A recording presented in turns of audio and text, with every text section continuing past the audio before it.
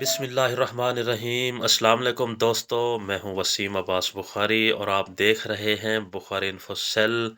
दोस्तों, आज हम आप लोगों के लिए बहुत टेस्टी, बहुत शानदार करारे किस्म के पकोड़े बनाने की रेसिपी शेयर करने लगे हैं।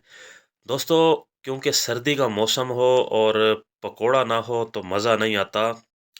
दोस्तों, पकोड़ों के मटेरियल में वेजिटेबल में से हम आप लोगों के लिए एक अदद बैंगन लाए हैं, क्योंकि बैंगन से पकोड़े बहुत करारे किस्म के, क्रिस्पी किस्म के तैयार होते हैं, जिसको हमने ब्रीक चॉप कर लिया है। साथ में 2 अदद आलू, इमली का पानी, लेमन का रस और एक बड़ा प्याला पालक, प्याज और सब्ज़ मिर्च है।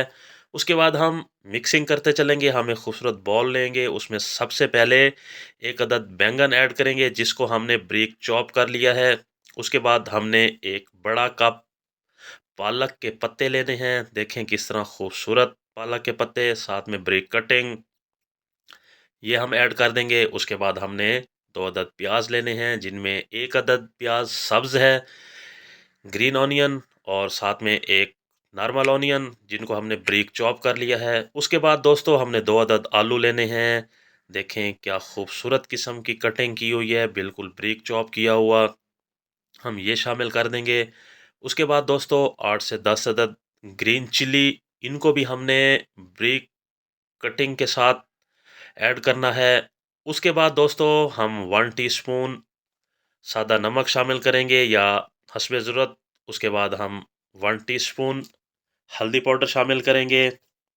साथ में हम साबित धनिया दरदरा सा ऐड करेंगे, क्योंकि इससे बहुत शानदार फ्लेवर क्रिएट होता है। उसके बाद हमने हस्बे ज़रूरत रेड चिली फ्लेक्स शामिल करना है, आप पाउडर भी शामिल कर सकते हैं, और ये हाफ़ टी स्पून हमारे पास गरम मसाला है, इसको हमने शामिल कर देना है। और उसके बाद दोस्तों हमने एक बड़ा कप बेसन शामिल करना है, बहुत अच्छे तरीके से छान लेना है, जिसको हमने बिल्कुल साफ़ होना चाहिए। उसके बाद हमने क्रिस्पी बनाने के लिए 2 टेबल स्पून कॉर्न फ्लोर हमने ये शामिल करना है। और उसके बाद दोस्तों हमने कर देनी है इसकी बहुत अच्छे से मिक्सिंग, क्योंकि जो मिसाला जात हैं वो एक मरतबा जब अच्छे तरीके से मिक्स हो जाएं तो उसके बाद बहुत शानदार डो या मटेरियल तैयार होता है। आखिर में हमने लेमन का रस शामिल करना है, और साथ में ये हमारे पास इमली है, तकरीबन 1/4 कप इमली का पानी, आप सोया सॉस भी शामिल कर सकते हैं, हमने ये शामिल किया है। उसके बाद हमने हाफ कप सादा पानी शामिल करना है, और उसके बाद दोस्तों हमने कर देना है इसको बहुत अच्छे से मिक्सअप। हमने इस तरह मिक्सअप करना है कि इसकी हमने एक डो तैयार करनी है। जी दोस्तों, हमने उस डो को, उस मटेरियल की थिकनेस को मद्देनज़र रखना है, उसकी कंसिस्टेंसी को मद्देनज़र रखना है। देखें मटेरियल बिल्कुल तैयार हो चुका है, बहुत शानदार मिक्सिंग हो चुकी है, और इससे मज़ीद थिक या थिन नहीं करना हमने। यहाँ पे देखें हमने आपको बिल्कुल क्लियरली हर चीज़ दिखाई है, इस चीज़ को आपने मद्देनज़र रखना है। बगैर किसी रेस्ट दिए कुकिंग की तरफ चलेंगे। हम एक कढ़ाई लेंगे, उसमें ज़रा ढेर सारा हम कुकिंग ऑयल शामिल करेंगे। उसके बाद दोस्तों जब कुकिंग ऑयल अच्छे तरीके से गर्म हो जाए तो हम 1 टेबल स्पून मटेरियल इसमें शामिल करते जाएंगे, यानी पकोड़े बनाकर हम इसमें वो शामिल करते जाएंगे। इसी तरह जब हम तमाम कढ़ाई में पकोड़े शामिल कर लेंगे दोस्तों, तो कम अज़ कम हम 1 मिनट तक इनको टच नहीं करेंगे, ताकि ये अच्छे तरीके से तैयार हो जाएं। उसके बाद हम सॉफ्टली इनकी साइड को चेंज कर देंगे, जो कि बहुत इजीली साइड चेंज हो जाएगी। जब हम फुल गरम ऑयल में मटेरियल शामिल करेंगे तो वो चिपकेगा नहीं कढ़ाई के साथ।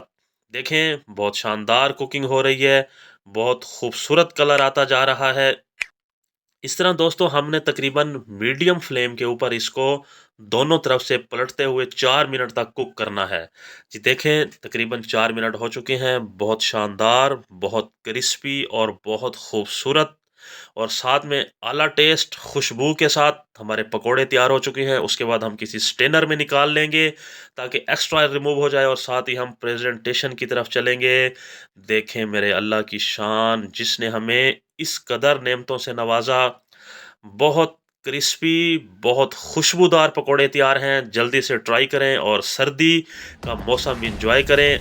आखिर में दोस्तों गुजारिश करता चलूं, अगर आपने अभी तक हमारा चैनल सब्सक्राइब नहीं किया तो आप हमारा चैनल सब्सक्राइब करें, क्योंकि ये एक इनाम होता है। अल्लाह हाफिज़।